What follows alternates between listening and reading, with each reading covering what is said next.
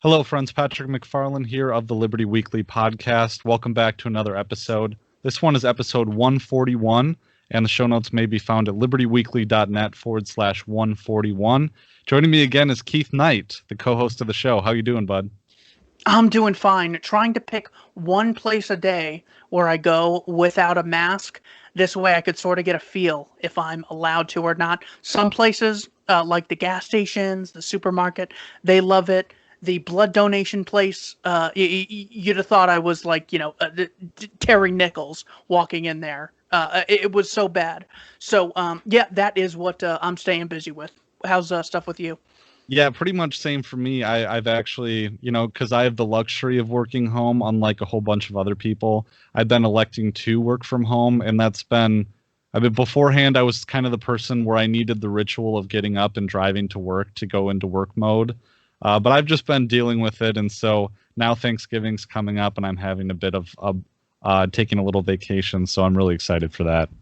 But I've also been trying not to wear masks where I can help it, and our episode today is kind of about the politics of control, and so I'm excited to get into that too. But yeah, mostly I go to the grocery store, the place where we take my son to daycare, which won't be for super much longer that we'll be doing that. But I don't wear a mask there because they're Christians there, and they seem not to care. They've also told my wife that we're not a sock puppet for the government's orders. So I was pretty happy about that. But other places I can't get away with it. The gun store I don't wear a mask. That's pretty obvious. But so what I thought we would get into here, talking about how because we know the COVID-19 vaccine is coming, right?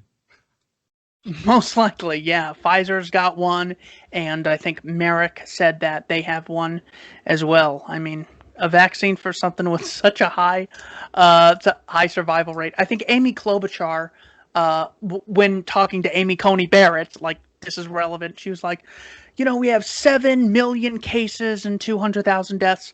Forget about the fact that most of the deaths are, people that died with it, not of it, because they had 2.5 comorbidities. The numbers she cites are a 99.99% survival rate. This doesn't include people who got it and were never tested. So, yes, this is all ridiculous. Again, why the freedom position is superior. If you want it, get 2 or 3, whatever, any voluntary amount, and always be in a hazmat suit in your house for the rest of your life. Just let everyone else do everything else on their property. So, yes, I do think it's coming, unfortunately. Well, and I think that it's just, if this wasn't such an infuriating and scary time to be alive, it'd be a very interesting case study for conspiracy theorists 40 years from now, or anyone, from the past who had predicted this whole thing going down. Well, and probably the most amazing thing to study is, I think on Twitter two or 3 days ago, Jay Dyer was talking about the Great Reset in a discussion with Alex Jones in front of the Georgia State Capitol, and then the Great Reset started trending.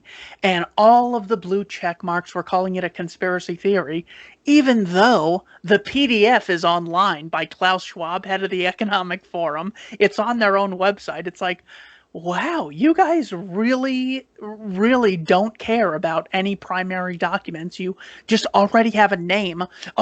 Quick, call it this way we can dismiss it. They're just a bunch of coincidental theorists who wouldn't believe something when it was right in front of their face with the documents. And I'll have to put that in the show notes page, because I've needed to read that by Klaus Schwab. But there were so many podcasts that I listened to today on my regular rotation that we're talking about that document and the Great Reset. And actually, James Corbett, I thought, had a wonderful episode where he was interviewed on sort of a quasi-normie show. It sounded like The High Wire. I'm not familiar with it at all, but he gave the kind of talk that you would want your family members to listen to. It was like, explain it like I'm 5 Great Reset for people who have just taken a red pill, which coincidentally, my family, Keith, you've known me almost the whole time that I've done this show, and I've always, I don't know, off mic, I think, complained about my parents and trying to break them out of their conservative mold and all this kind of stuff. Well, this did it. My mom took a red pill. And she's at a certain stage, you know, she's not at the stage that we are, but it's been fun. Well, when you're at our level, snorting the red pills, going out in the middle of the night, needing a new fix, it's too many. It's counterproductive. So, yes, tell mom to take it slow. Yeah, yeah, and she is. I think in a weird thing has happened where there's become like a normie conspiracy theory realm of disaffected Republicans who are seeing everything that they're seeing on Facebook, not really believing it, but taking it in, and it's like they're newbies to this whole thing, and they're just vacuuming everything up, you know. Yeah, you just have to keep your head to the ground and remember it's about truth, not conspiracy, because they're real big conspiracy theorists when it comes to Russian interference and Donald Trump colluding. And there's a group called Al Qaeda who hates us for our freedoms, who came out of nowhere, motivated by bin Laden, who's the U.S. Rockefeller family kind of thing. They have no problem. They talk about conspiracies in National Socialist Germany. They talk about conspiracies to intern the Japanese, conspiracies to, I don't know if they know about the Gold Confiscation Act, but they conspired to steal the nation's gold on one executive order. Or they'll talk about conspiracies pretty much any other place, but applying them to their group where they might potentially be the victim, or it's something that would have gone over their head. No, I watch the media. That would have, come on my radar. That is where you have to just take the truth that you see in, every other place and apply those same standards of evidence to the mainstream media or anything we're criticizing.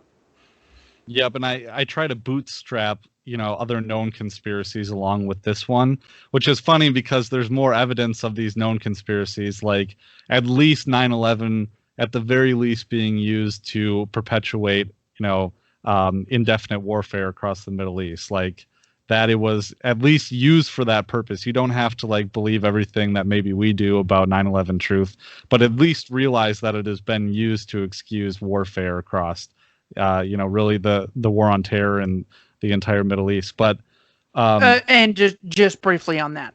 So yeah, go the ahead. day of 9/11, Rumsfeld writes a memo to his staff, says, "Get info on Saddam fast.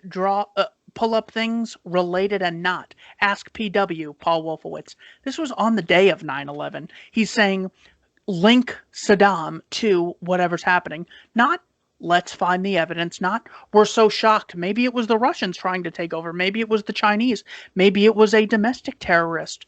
Some Nazi or some leftist who hated Bush. They already had it. Also, Rumsfeld said on March 23rd, 2004, under oath, that there was a plan to overthrow the Taliban as early as September 4th, 2001. So, they already had the plans for invasion. The day of, they're already pinning it on him. Khalid Sheikh Mohammed told the Red Cross he only admitted to 9/11 because they waterboarded him 183 times. So even if you're not, totally on board with, let's say just the 5 dancing Israelis or NORAD or visas for Al Qaeda, you still, even looking at all the official evidence, it's like, this doesn't add up according to their own primary sources. So, that's my just quick thing on 9/11. No, I love it. And we talked for, I don't know, 45 minutes before jumping on the air about this. And we really have to do a real deep dive conspiracy episode. And that'd be really awesome. But this whole phenomenon of, it really is just a case study of mass psychology and how people are taking this great reset and how they're taking the vaccine and their response to masks. In a way, despite the stakes being so high, it's a little bit of an interesting time because we have so many people, including Trump supporters, and with this whole conspiracy, or not conspiracy, but the debate over the election results and everything to do with that, we may be actually red pilling a whole bunch of people, mass red pilling, and people opening their eyes to possibilities that they didn't open their eyes to before. And I think it was that way similarly with when the police were enforcing the lockdowns and all of a sudden Republicans started hating cops. And it's, in a way, it's a bit encouraging But then, of course, Black Lives Matter happened in the riots, and then they switched sides real fast. Perfect pretext, yeah. We can't have that. So it really got me to think, and I know, Keith, that you have prepared some slides here, not to get into yet, but to frame this issue. How are they going to get us to go along with the vaccine issue? How have they gotten a lot of people to go along with mask orders? Because we know that things are going to be tied to biosecurity. We're entering that zone where, in order to be a part of society, you are going to have to go along with the narrative, or the Great Reset, or with the biosecurity vaccines, or with quantum dot tattoos, or injectable technology that we know is coming. So how do they do that? And in order to look at that, well, Keith and I have looked back a bit through history, but the ones that I'm seeing directly, it's not. I looked at the Nazis, and we'll get into this, but I looked at the Nazis, and I looked at Stalinist Russia, and I also looked at the Stasi during in East Germany during the separation. And there's a lot of parallels, but what I see right now is social pressure, which is a parallel, but also linking things to your livelihood and threats to your family's security are the big things, even more so than social ostracization that I see as well. Any thoughts on that, Keith?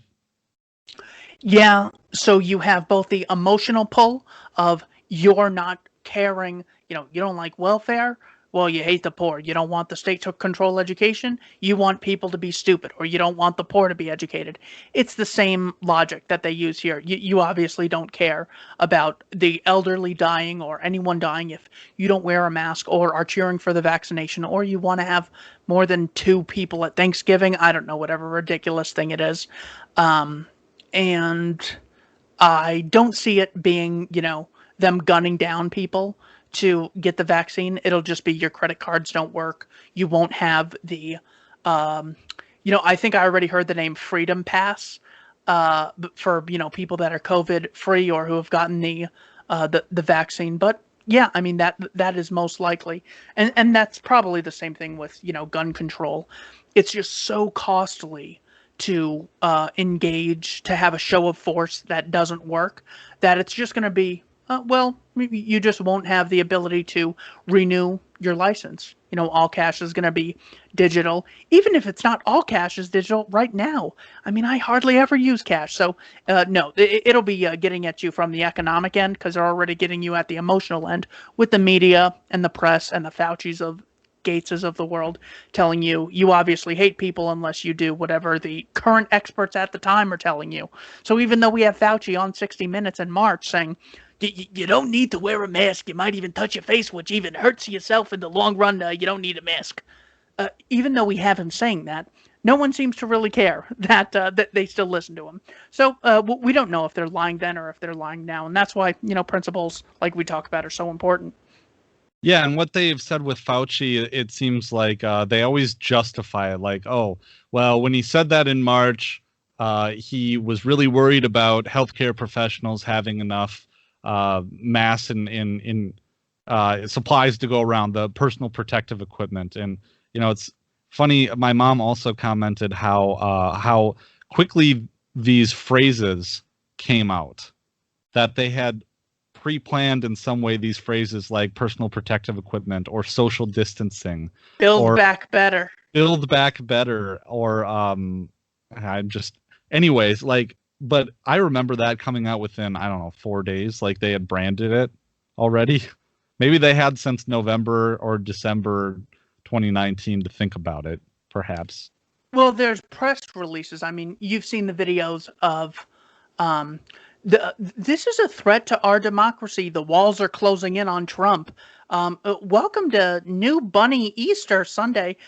They have the same way of saying the same thing on so many different local channels all across the country, which the coincidental theorists won't appreciate, but they literally have news package segments that get sent out, and they purchase from public relations organizations like Hill and Knowlton with the babies and incubators lie. That is a main that's a large scale deception. You have your everyday, how do we communicate the message to the public? They'll have the same PR firms giving the same ideas that are constantly infiltrated by intelligence agencies, going back to Operation Mockingbird, exposed in the Frank Church Committee, where there were 400 journalists on the CIA payroll. But, you know, you constantly run into that mind control where it's everywhere out of nowhere. It's in Australia, Europe, America, and Canada and New Zealand, like, transgenderism, for example. It's everywhere out of nowhere.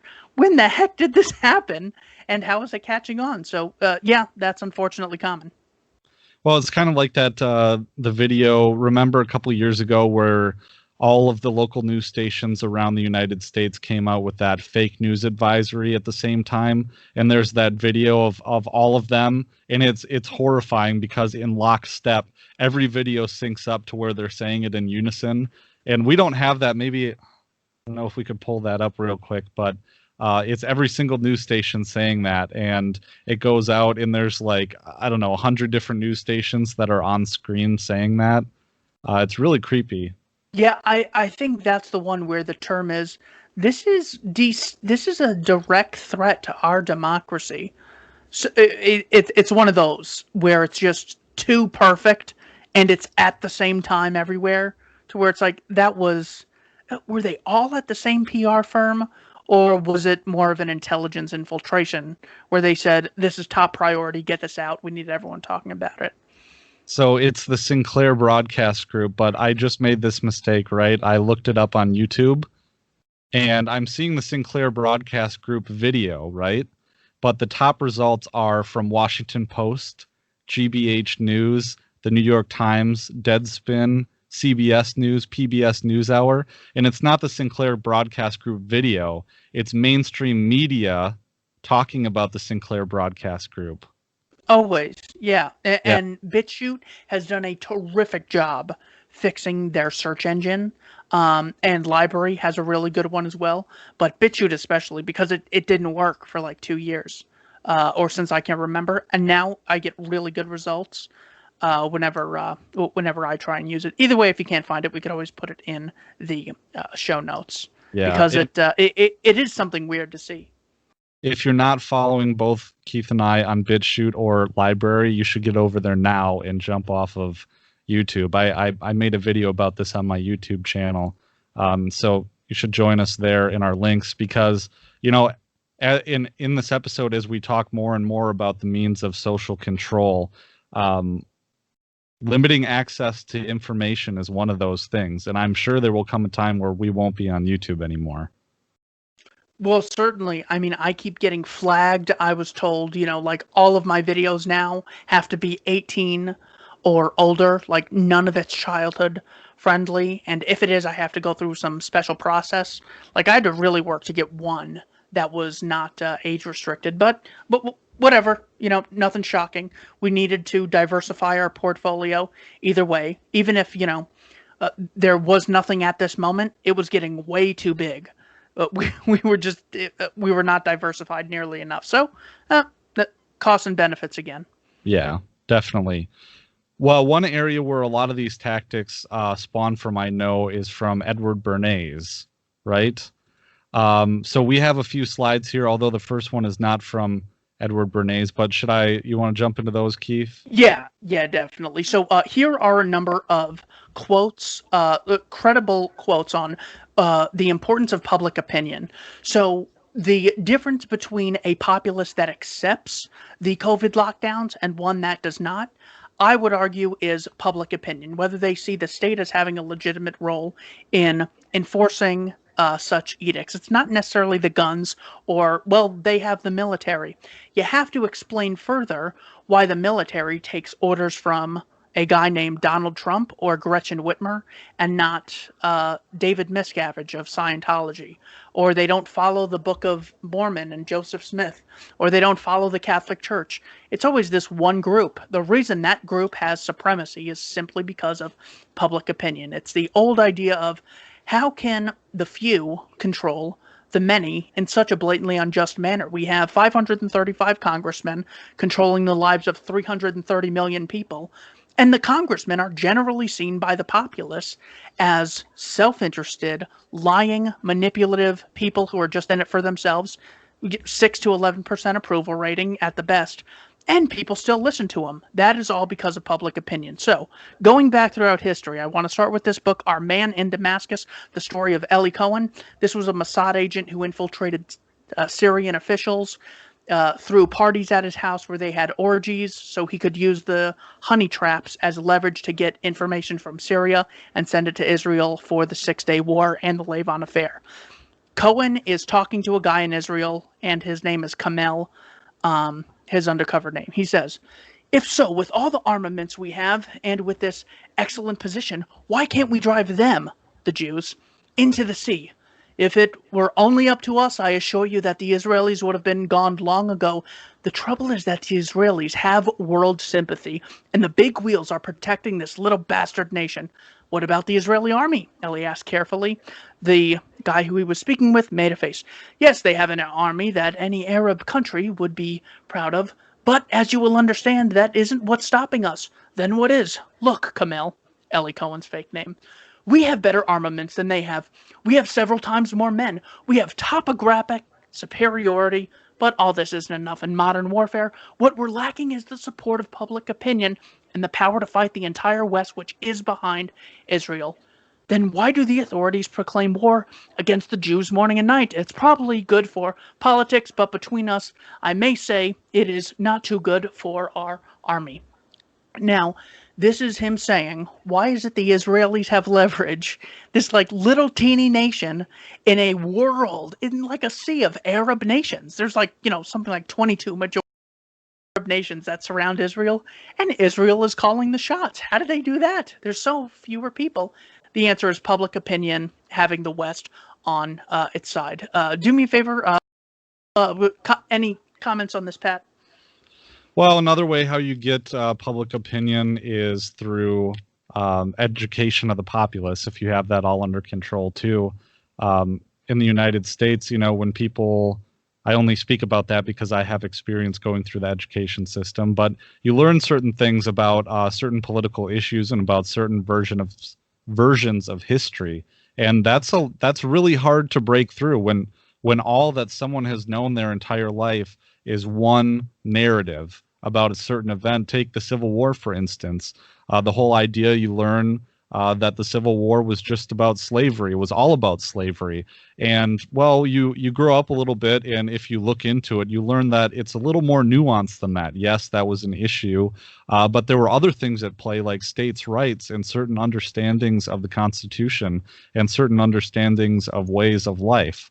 So that's just one example that I have here. Shall we roll into the next slide? Yeah, please. Now, many people know Edward Bernays as someone who is generally referred to as the father of public relations, as the New York Times obituary in 1995 says. So here's just an opening quote from his book, Propaganda. "The conscious and intelligent manipulation of the organized habits and opinion of the masses is an important element in a democratic society." So notice he's not just saying government has all the guns, so they call the shots and there's elections. It's all about manipulating public opinion and which ideas are seen as legitimate in the social contract we know as the state. "Those who manipulate this unseen mechanism of society constitute an invisible government, which is the true ruling power in our country. We are governed, our minds are molded, our tastes formed, our ideas suggested, largely by men we have never heard of. This is a logical result of the way in which our democratic society is organized. Vast numbers of human beings must cooperate in this manner if they are to live together as a smoothly functioning society. Our invisible governors are, in many cases, unaware of the identity of their fellow members in the inner cabinet." There's a follow-up quote to this, if we could go to that. Now notice, this is someone in a very high level making a claim about an invisible government, and we still get called theorists, even though we cite primary documents by people in the know, we just have theories.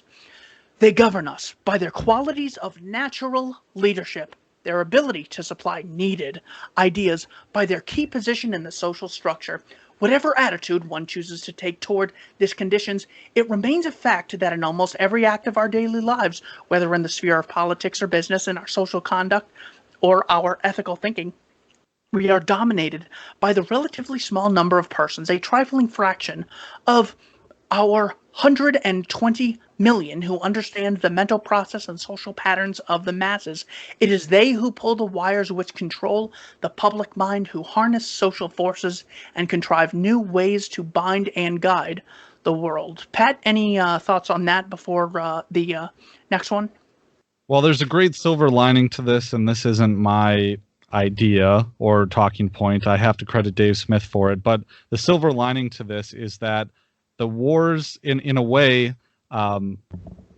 if they weren't afraid of us, they wouldn't have to sell wars and different things to us. You know, there's an ultimate power in the numbers, in public opinion, and if that's the path forward, it's easier said than done to try and move the ball in a different direction by influencing culture in this way. And we're obviously not as good at it as some people, as the powers that shouldn't be in this instance. But the silver lining is that if people realized what was happening, or if people woke up and took a massive red pill, and we were talking about this earlier in this episode, that maybe the silver lining in our experience right now is that there are people resisting the COVID lockdowns, and there are people who their entire faith in the United States electoral process has been shattered with this election dispute that's going on right now. Hopefully that can snowball into something better, into some kind of fracturing of the public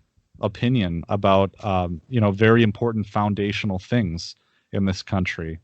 This quote is 550 years old by an author, Etienne de la Boétie, The Politics of Obedience. He says, "For the present, I should to understand how it happens that so many men, so many villages, so many cities, so many nations sometimes suffer under a single tyrant who has no other power than the power they give him, who is able to harm them only to the extent to which they have the willingness to bear with him, who could do them absolutely no injury unless they preferred to put up with him rather than contradict him. Surely a striking situation." Again, how is it one king that, way before TV, was able to control people millions of miles away?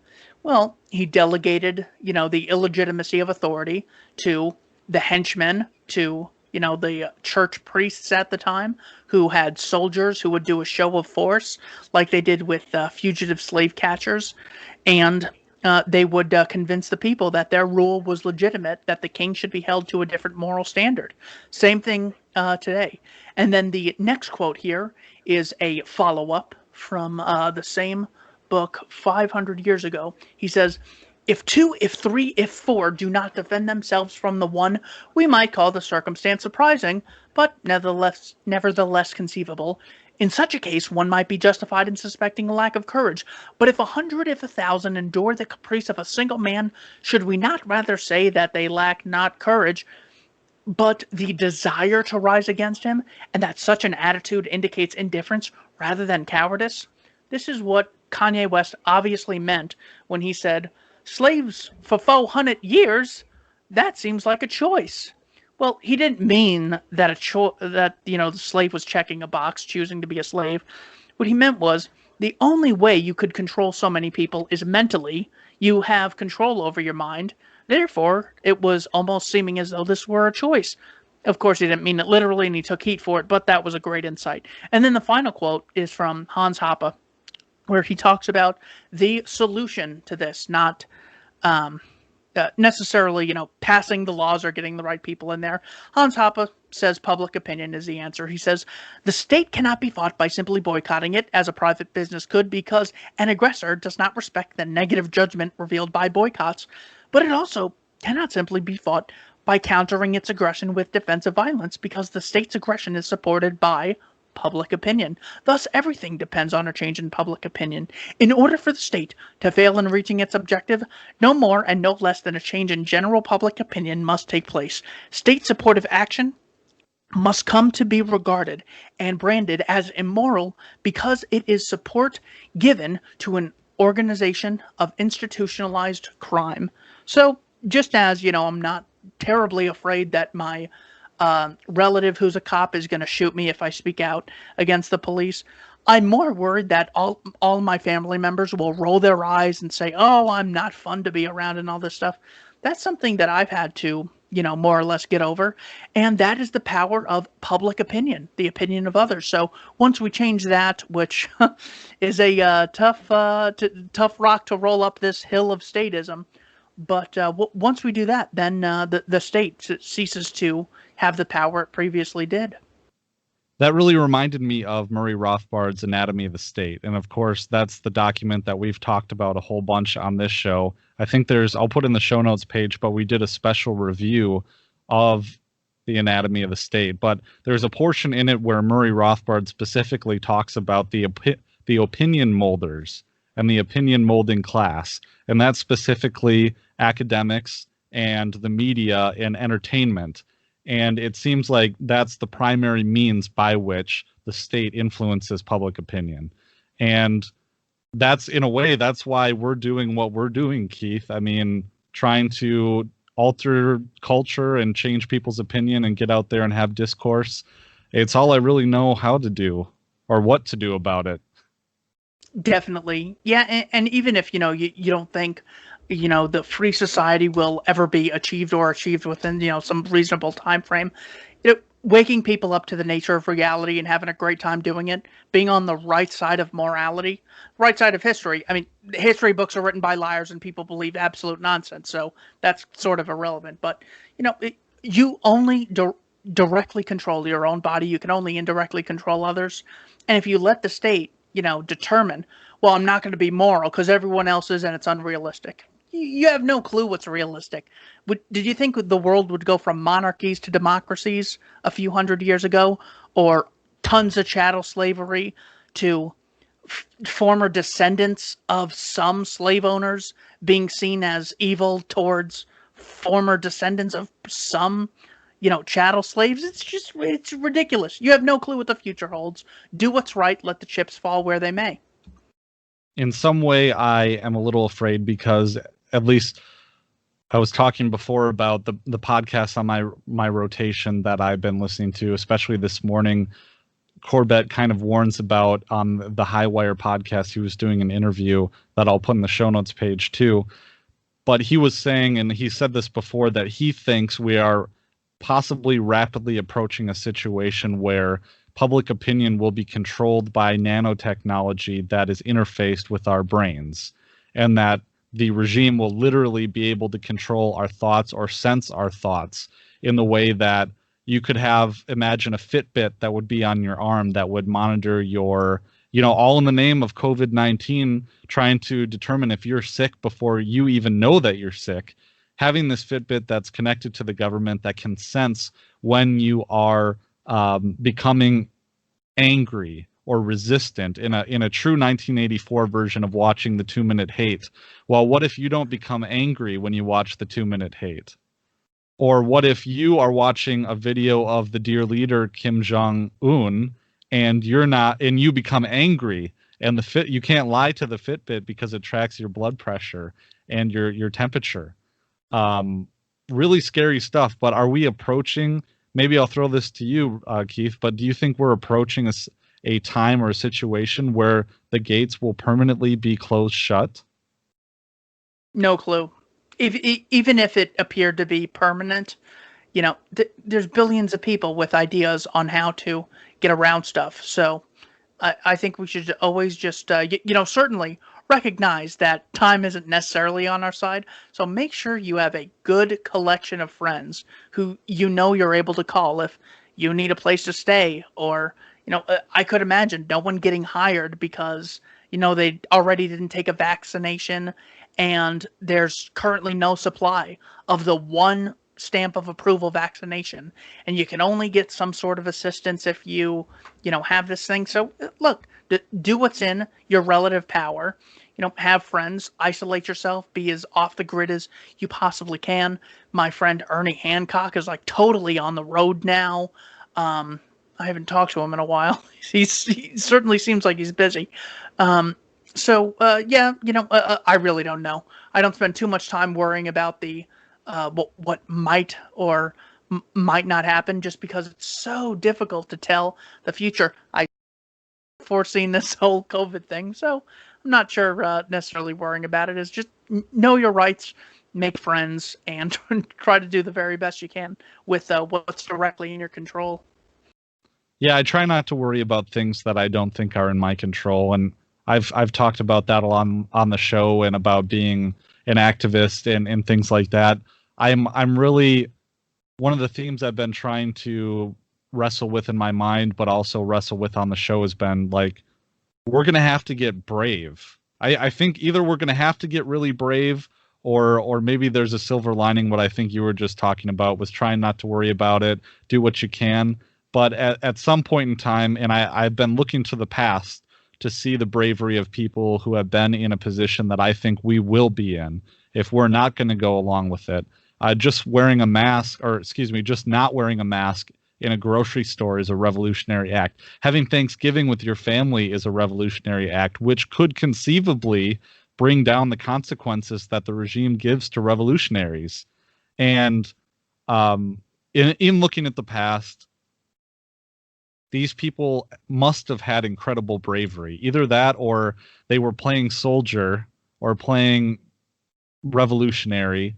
Like, and I'm thinking about what we're doing right now is, we talk to each other on Skype and we record things and we put it on the internet, but we're relatively walled off from the world in a way where we have this talk, we record it, we throw it on the internet, and then who knows what happens to it. Yeah. So, I mean, it could be, the Gestapo kicks down our door any minute, and it's not real until that happens.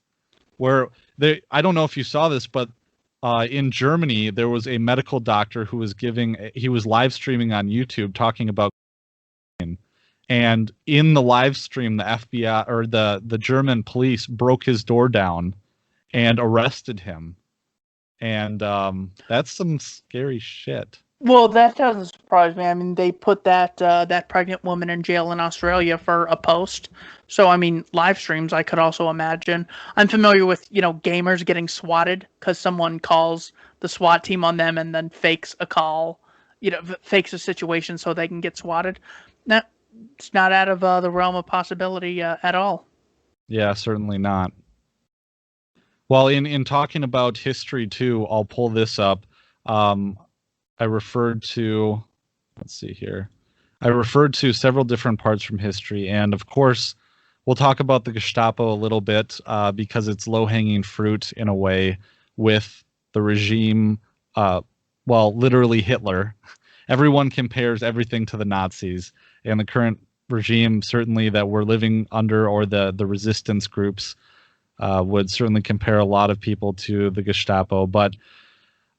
Reading here, this is a paper from Jill Lauerman, and I pulled it from someplace that I'll be sure to put in the show notes. But it says the word Gestapo conjures up images of arrests, strange disappearances, beatings, concentration camps, and above all, fear.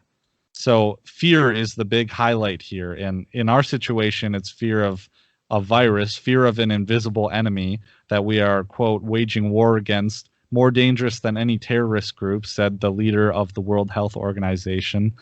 In the first COVID-19 discussion, the press conference, immediately framing that in militaristic terms, which is interesting.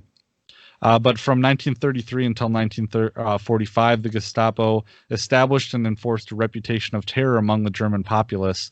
This reputation helped the Gestapo to effectively carry out Nazi policies against the Jews and other enemies of the regime, as well as keeping the rest of German society in line. So keeping the rest of the German society in line is a bit what I wanted to focus on here. But it seems like in this regime, in the Nazi regime, it was fear of physical harm and being disappeared and putting your family and your life at risk is the main thing. Do you see that at all in the current COVID crisis, Keith?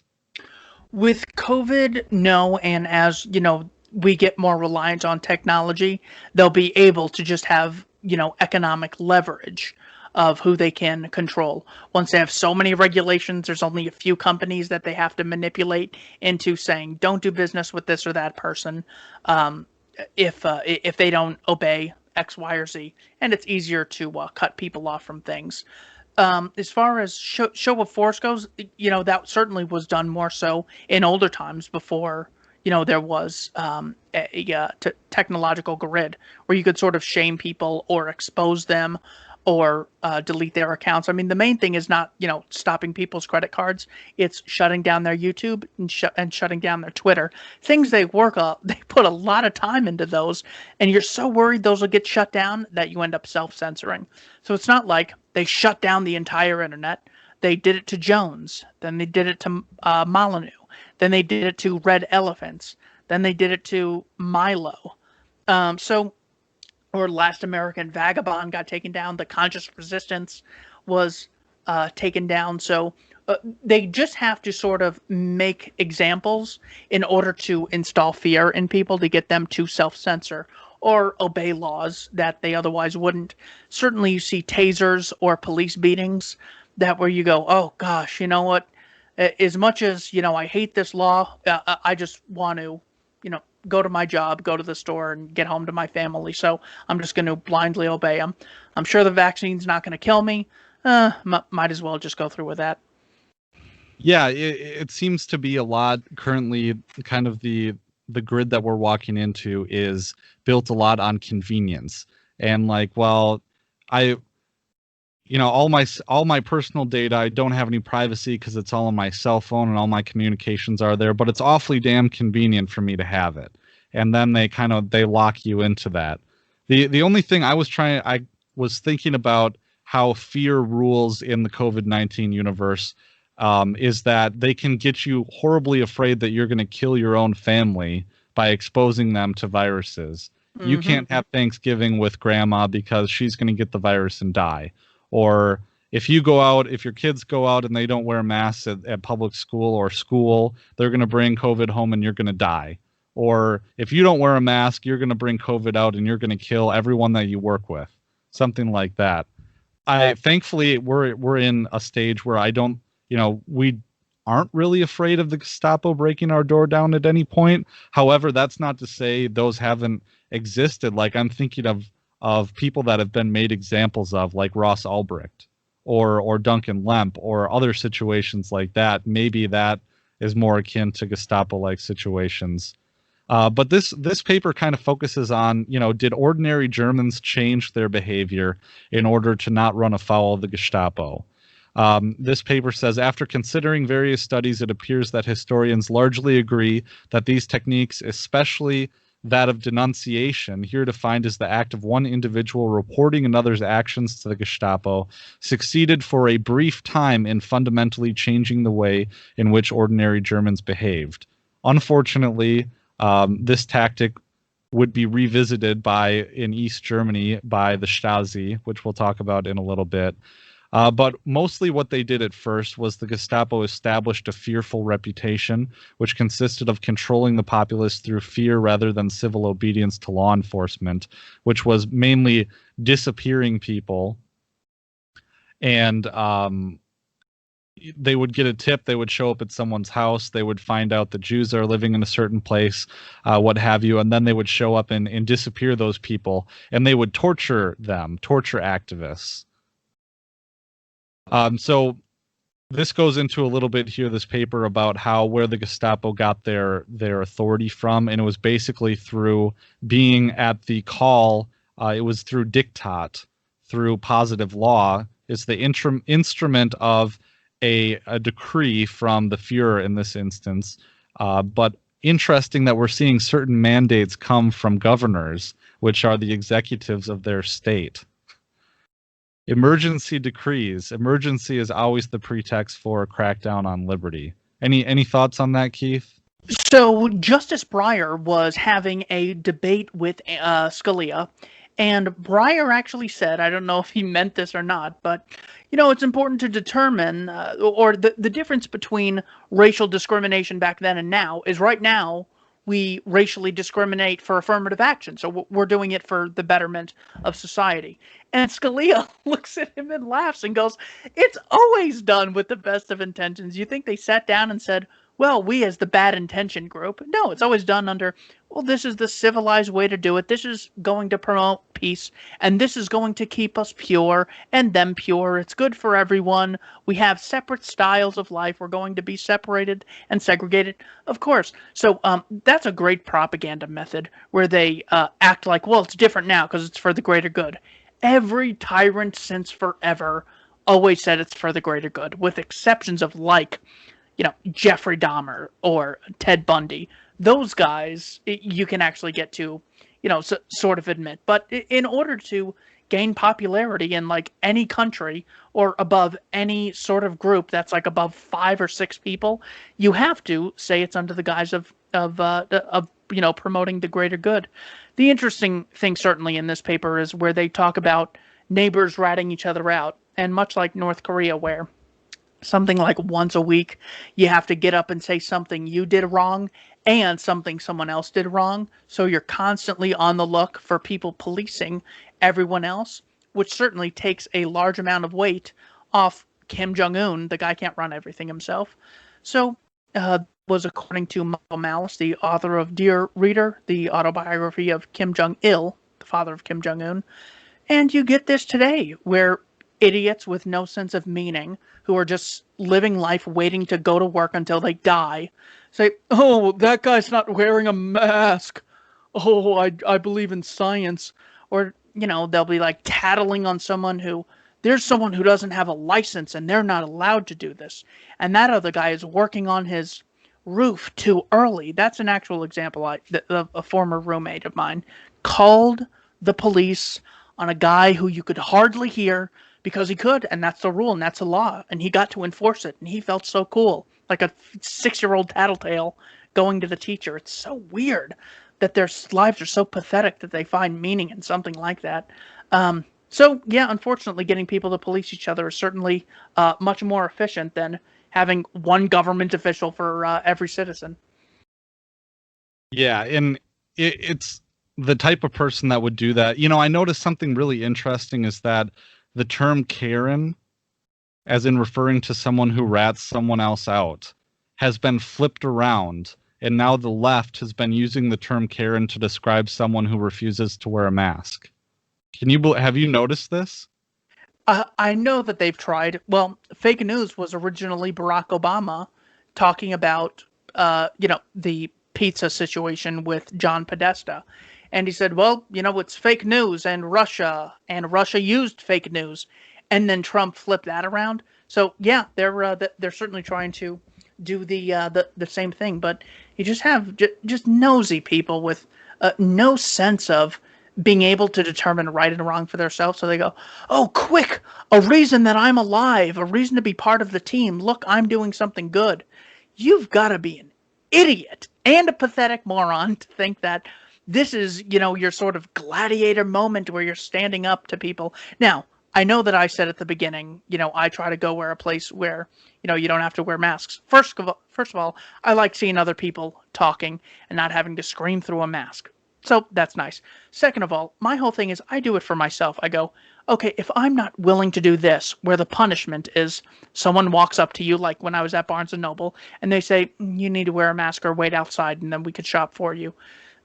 That's so small. If I can't bear that teeny tiny cost, well, I'm never going to be the state resistor that I sometimes fantasize that I am. Or it's not even against the state, against any aggressor, against any person initiating aggression against, a peaceful party.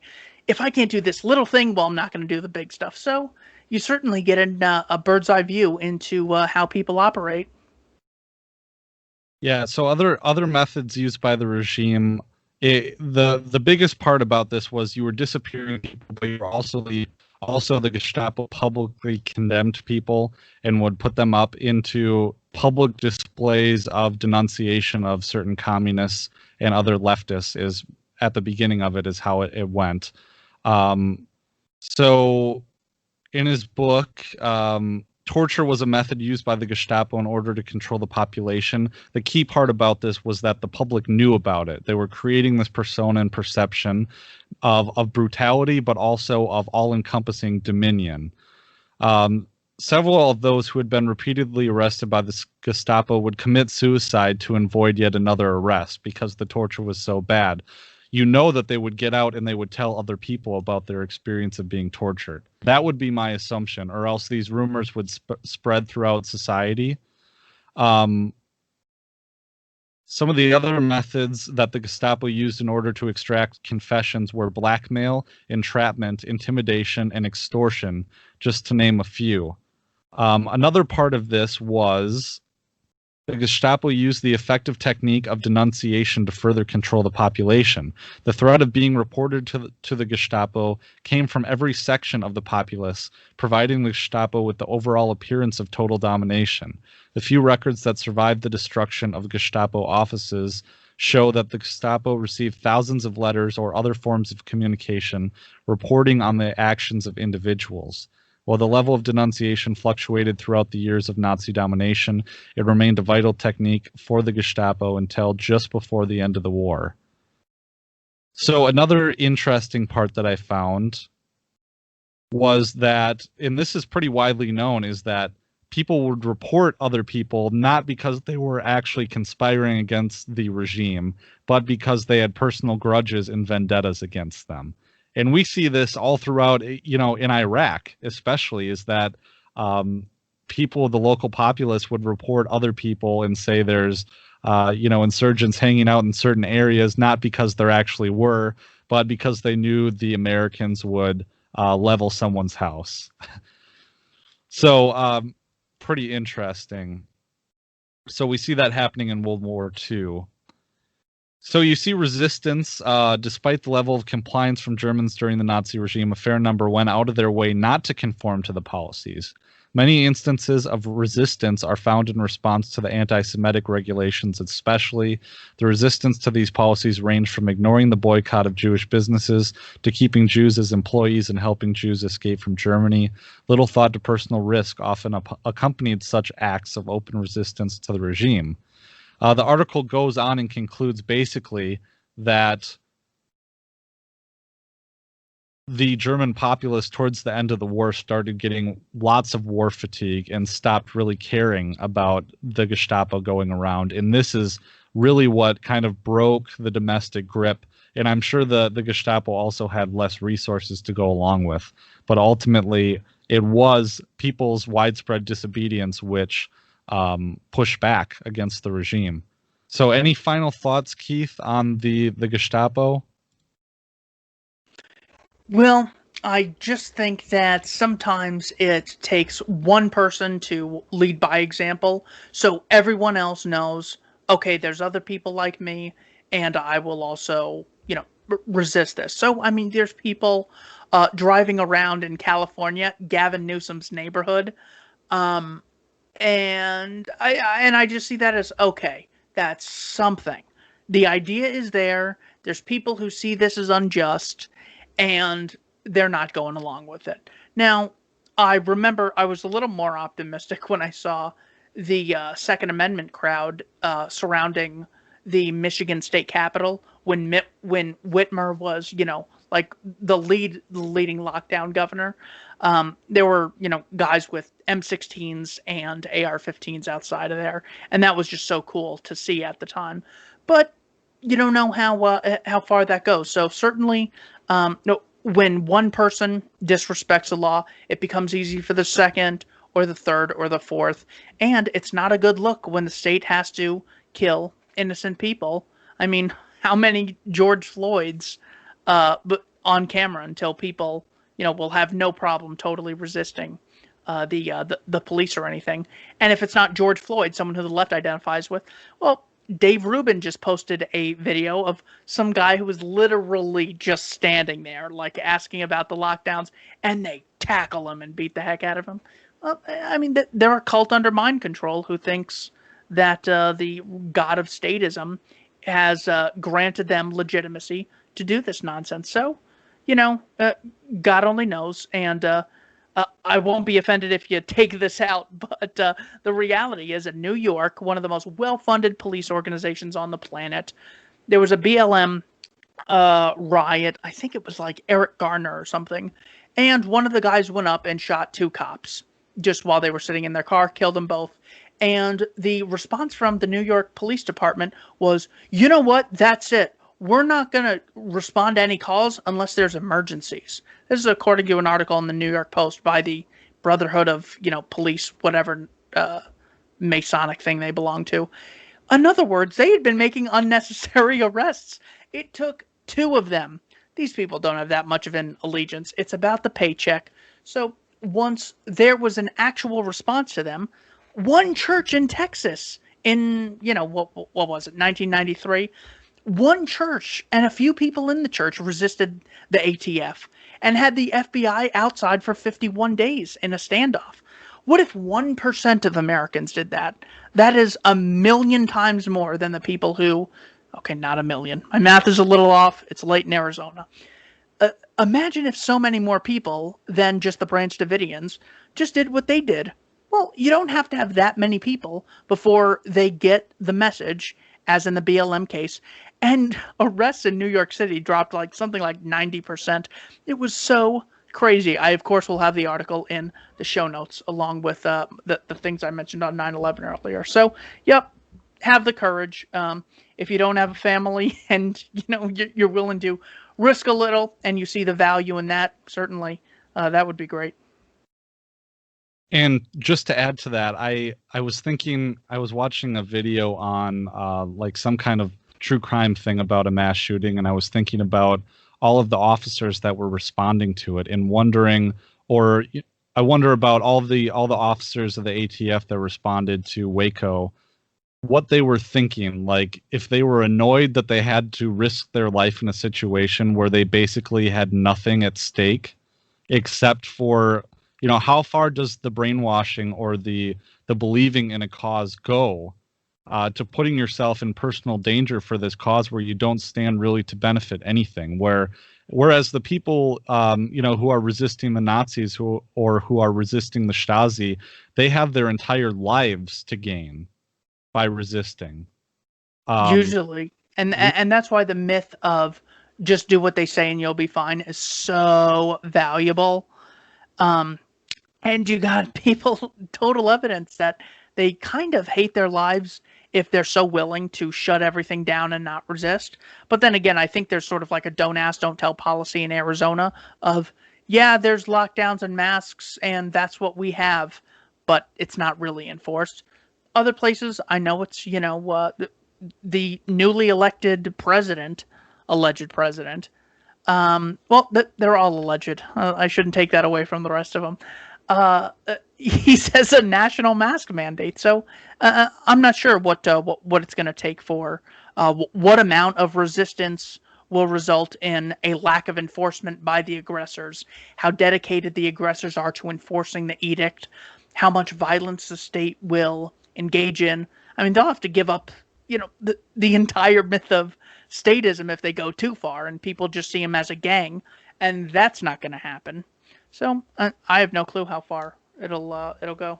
I mean, I don't know, a year ago you couldn't have convinced me that it would even go anywhere approaching how far it's already gone, and I'm surprised by the amount that people are just willing to roll over and accept this stuff. And I've said over and over again that these people would die in their houses of hunger before they would go against what they're being told to do. So maybe, but then again, the risk of losing everything, of literally dying in your house, that can break through a lot of propaganda. I mean, you talk about, I don't know if it was Dave Smith who said that, when your tummy's empty and there's no food and all the crops are dying in the fields, you can kind of see that things aren't going great under this regime. And that's kind of what speaks to you. So, well, let's close up here. I want to talk just a little bit about the Stasi before we finish. But so for those of you who aren't super familiar, in East Germany during the communist regime, the socialist regime, there was a secret police force called the Stasi. And I did study German, so I should be able to pronounce this, but it's Zersetzung. And this is a certain tactic that the Stasi used to control the populace. So there were a lot of political activists in East Germany, and I found this ironic, Keith, is that it references mostly leftist political activists in communist East Germany. I don't understand. Did they want to make things more democratic? So it says here the invasive spying and disorientation tactics used by the East German secret police meant that there were significantly fewer possibilities for civil disobedience and direct action than political grassroots activists have today in countries such as Western Europe and North America. Nevertheless, political activists in East Germany managed to start a grassroots revolution in 1989. I'm wondering if they're attributing that to the fall of the Berlin Wall. It's interesting. So it says because non-state organizations were prohibited in the German Democratic Republic, networking and coordination between activists was informal. Independent groups and networks stayed in contact through newsletters and the exchange of campaign materials, and there was a mix of local and regionally coordinated covert and open actions. So it's interesting that the article kind of talks quite a bit about how these networks seem to be decentralized. And does that ring a bell at all with Antifa? My thought. So they campaigned on, this is what was funny, they campaigned on issues that will feel familiar to many campaigners today: anti-nuclear and peace issues, challenging economic paradigms of growth and consumption at any cost, resistance to an undemocratic state and its activities, propagating and practicing sustainable choices versus exploitation of environment and animals. There was a strong emphasis on DIY culture with egalitarian, equitable principles. Politically, most activists in the GDR in the 1980s self-defined as socialists or anarchists. That is so confusing to me, Keith. Maybe I need to research this a bit more. Yeah, that's how they lie. They come in and say, "Well, we want no rulers. We want freedom," and then they advocate ushering in tyranny just in the meantime until we get things settled. That's one of the greatest tricks. Marx saying that once there's a dictatorship of the proletariat, the state will wither away, which is literally as dumb as saying, if there's any evil organization in society, give them ultimate power. This way they wither away. Don't like Bezos? Make him king of the world. This way Bezos' power withers away. Don't like the Klan? Give the Klan more power. Don't like Trump, etc. What a yawn these morons pretend that they could, get away with intellectually. It's the same trick. So after the East German Popular Uprising of June 1953, which was suppressed violently by Soviet troops, the government gave the Stasi the task of systematic surveillance and prevention of unrest in physical abuse, including torture by police and secret police. This changed during the 70s when the GDR became more interested in gaining a positive international image, and the reputation of activists became more subtle. Or, excuse me, the repression of activists became more subtle. The Stasi redefined the military term Zersetzung, attrition or corrosion, to name their harassment tactics. The aim was to disrupt the working of groups and the lives of individuals to such a degree that their activism became ineffective or more preferably ceased altogether. So the aim of the Zersetzung was to switch off the group by rendering it ineffective, with an interim goal of hindering any positive media or public exposure. So they're concerned about the public image foremost here. The usual ways to switch groups off were to create conflict between members. Does this sound familiar at all? Maybe with the LP? Particularly useful subjects for sowing discord were those of a philosophical or political in nature, money and personal sexual relations.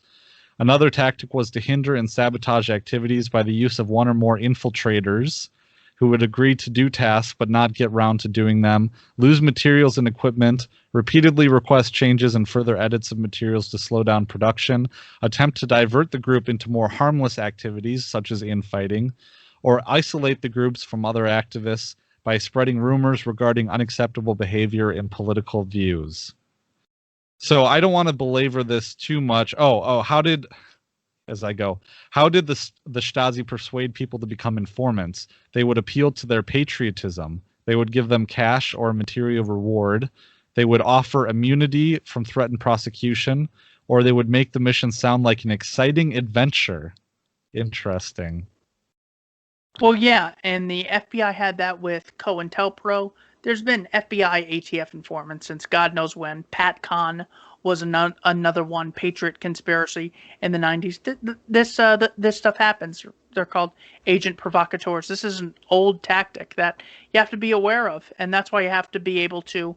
I mean, there's no way they have that many Antifa informants to where they're all doing it, but it wouldn't surprise me if there were a few. I'd be shocked if there weren't any in Antifa, BLM, the Libertarian Party, anything that COINTELPRO wouldn't have justified. I'm sure they are doing to this day. So, yeah, that's why you got to be able to refute them on principle instead of looking at individual examples and say, you know what, whether it's an informant or someone independently coming up with it, you have the right to defend your property. I don't really care about the backstory.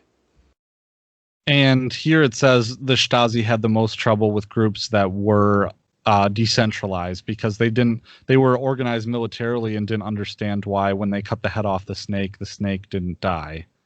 Wait, that's a bad analogy. Sorry. That they cut one of the heads off the Hydra, another head would just pop up. There you go. I was thinking so much about Saddam Hussein for some reason. So many people did succumb to the pressure from the Stasi and other security forces, often because of their own mental health difficulties brought about by the pressure the Stasi put on them, or through a process that was commonly called inner migration, giving up political and social beliefs, following the path of least resistance, and ceasing oppositional activity. That sounds an awful lot, Keith, like convenience. Certainly. They understand the economics of if you increase the cost of doing something, fewer people will consume it. Cost is not necessarily monetary. It's the amount of time, the amount of risk, the burden that you have to go through.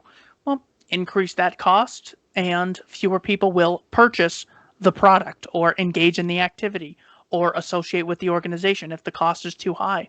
If, everyone is seen, who's a Proud Boy is seen as a Nazi or something, Proud Boys are not going to get great attention. Of course, it has to be on a large scale because you can't just have the Streisand effect where it's like Biden can't mention them passively once and then draw some positive attention. It has to be relentless hatred. Anyone who's a Christian is just a dumb, religious, ghost-worshipping extremist. You sort of have to have that.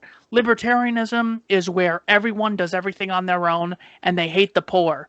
They have to sort of, ramp up those ideas. So, in closing, excuse me, COVID. In closing, I really don't have much else besides, that great meme that I always think of. If, it says something to the extent of, I should have pulled it up. If the situation were hopeless, their propaganda would be unnecessary.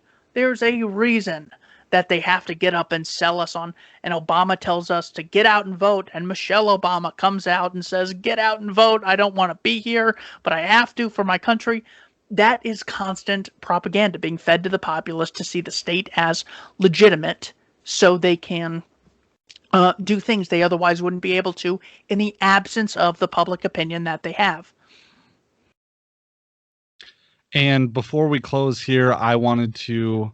Here, I got to share this with you, Keith. This is a wonderful movie. I never knew about this before I studied German in college. A lot of Americans don't really know about the history of East Germany and what happened before the fall of the Berlin Wall. Das Leben der Anderen is a great movie. It's called The Lives of Others. I'll put a link to this, but it basically goes through a German resistance group and their story of struggling with the Stasi and how an officer of the Stasi, he's supposed to spy on this. I believe he's an author, and he discovers the author is involved with this whole resistance group. And the officer ends up watching how the Stasi destroys the life of this author, and he ends up, well, I don't want to spoil it, but he kind of grows a heart a little bit. So I think it's a wonderful movie. It's one of the most famous German movies out there. It is in German, so you can get the subtitles for it. So any final notes, Keith? Just subscribe to the Library, Minds, and BitChute accounts. Just keep it. Definitely is a motivator for putting out future content, knowing that YouTube is just a ticking time bomb. Other than that, thank you to anyone who's watching in, who shares this message or becomes a Liberty Weekly Patreon supporter.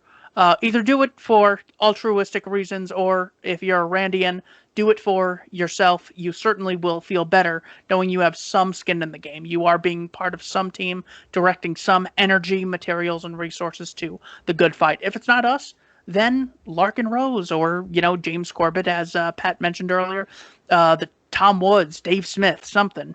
Anyone but Michael Malice, because I'm still pissed off at him. But yes, thank you guys so much for watching the show. And Pat, good to talk to you as always, brother. Yep, you too, man. And everything that Keith said, basically library, BitChute, I have more views on those platforms than YouTube anyways. So, all right, well, really appreciate it. Show notes at libertyweekly.net/141, and we'll catch you next time. Peace. Hi there, everyone. Patrick McFarland here. I wanted to announce that I have started a Subscribestar page. I have pulled my audience in the past, and they have notified me that they do not like Patreon, and I totally understand that. And in the days of internet censorship, I definitely wanted to diversify a bit. So if you see on the screen now, Subscribestar, my profile is at subscribestar.com/Liberty Weekly or libertyweekly.net/Subscribestar. I've been backloading all of the Patreon bonuses that I have going back to like 2015, 16, and so they will all be in there and retroactive. So you can see everything, transcripts, bonus episode, links to the meme cache, the Liberty Weekly meme cache. So there's like 4,000 memes in there for you to terrify the internet with. And some of the bonuses that I'm offering are on-air shoutouts, personalized thank you messages from me, early access, show extras, and bloopers, bonus stuff, anything that I have just lying around that I record extra with interviews. And subscriber live streams, I want to start that up as well if I get enough interest and enough people that will subscribe. And also access to the meme cache and access to the Murray Rothbard repository, courtesy of Actual Anarchy. And so check me out there. I'd really appreciate some support. I've been spending a lot more time on the podcast lately, trying to get a lot of really good content out for you guys. And I've also been able to get a lot of guests on. So if you value the content that I'm putting out, I would strongly suggest you go to Subscribestar. I really want to save up and buy a Shure microphone. I think the M7B or the MB7, one of the really nice ones, the ones that Joe Rogan uses. So I have a little counter there in the sidebar, and if we can get enough support, all the money will go towards that microphone right there. Also, there's other hosting costs that it would be put towards as well. So I'd really appreciate it if you'd take the time, either go to libertyweekly.net/Subscribestar. It'll be in the show notes page as well. Thanks, everyone.